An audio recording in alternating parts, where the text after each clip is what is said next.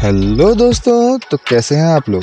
क्या आप उनमें से हैं जो लगातार नेगेटिव थिंक करते हैं? क्या कभी आपको ऐसा लगता है कि आप अटक गए हैं एक साइकिल में नेगेटिव थॉट और इमोशंस के, और जिससे आप निकल नहीं पा रहे हो? अगर ऐसा है तो आप अकेले नहीं हो। नेगेटिव थिंकिंग एक कॉमन इशू है जो बहुत लोगों को इफेक्ट करता है, बट आपके लिए एक गुड न्यूज़ है। There are strategies you can use to break the cycle. हाँ दोस्तों, सही सुना आपने।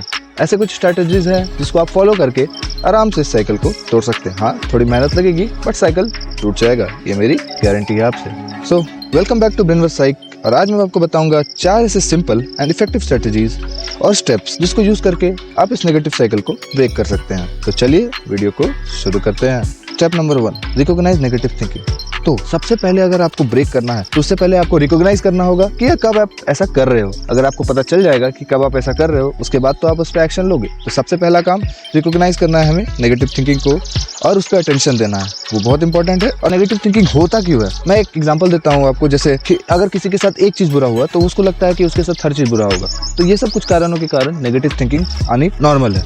सो सबसे पहले हम लोग रिकॉग्नाइज करेंगे कि हम लोग नेगेटिव थिंकिंग कब कर रहे हैं और क्यों कर रहे हैं, और उसे एक पेपर में लिखेंगे कि किस किस कारण से हम नेगेटिव थिंकिंग कर रहे हैं। Then step number 2, challenge negative thoughts. एक बार आपने रिकॉग्नाइज कर लिया नेगेटिव थिंकिंग को कि क्यों कर रहे हो, आपने उसको लिख लिया, तो अब हम लोग चैलेंज करेंगे थॉट्स। अब भाई चैलेंज करने से क्या मतलब हुआ मेरा? क्या हम उससे लड़ेंगे?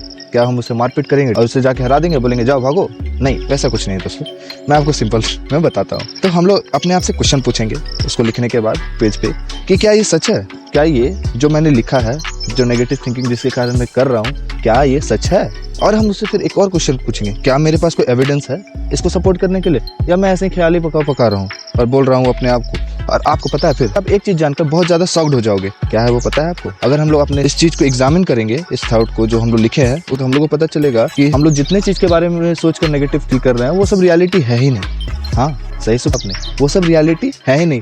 लगभग केसेस में ऐसा ही होता है। कुछ कुछ केसेस हो सकते हैं जिसमें वो रियल हो, फैक्ट पे बेस्ड हो, बट मैक्सिमम केसेस में रियलिटी पे बेस्ड होते ही नहीं है। तो चैलेंज करने के बाद हम आते हैं अपने स्टेप 3 में, रिफ्रेम नेगेटिव थॉट्स। अब भाई रिफ्रेम क्या करना है? अब हम लोग को जो नेगेटिव थॉट्स है उसको पॉजिटिव थॉट में रिफ्रेम करना है। जैसे कि अगर आप सोच रहे हैं आई कांट डू एनीथिंग राइट, अब आप उसको रिफ्रेम करने का ट्राई करो। कैसे रिफ्रेम कर सकते हो इस सेंटेंस को? I can't do anything right, आप इसे इस तरीके से रिफ्रेम कर सकते हो, I may make mistakes but I am also capable of doing things well. हाँ, देखा कितने अच्छे से रिफ्रेम हो गया ना नेगेटिव थॉट। तो आप इसे सिंपल से ऐसे रिफ्रेम कर सकते हो, और आप हमेशा अपने आप को बोल सकते हो ये चीज कि I may make mistakes but I am also capable of doing things well. हाँ, मैं गलती कर सकता हूँ, ये नॉर्मल है, बट मैं इसके लिए भी कैपेबल हूँ कि मैं अच्छे से भी चीजें कर सकता हूँ। इससे आप सिचुएशन को मोर बैलेंस्ड और पॉजिटिव वे में देखते हैं। तो step number 4, practise self compassion. So negative cycle break करना इतना आसान नहीं है। हाँ, मेहनत लगती है, और हम लोग को इम्पोर्टेंट है कि हम लोग सेल्फ कंपैशन को प्रैक्टिस करें इन द वे में। तो भाई ये सेल्फ कंपैशन है क्या? मैंने तो बोल दिया सेल्फ कंपैशन।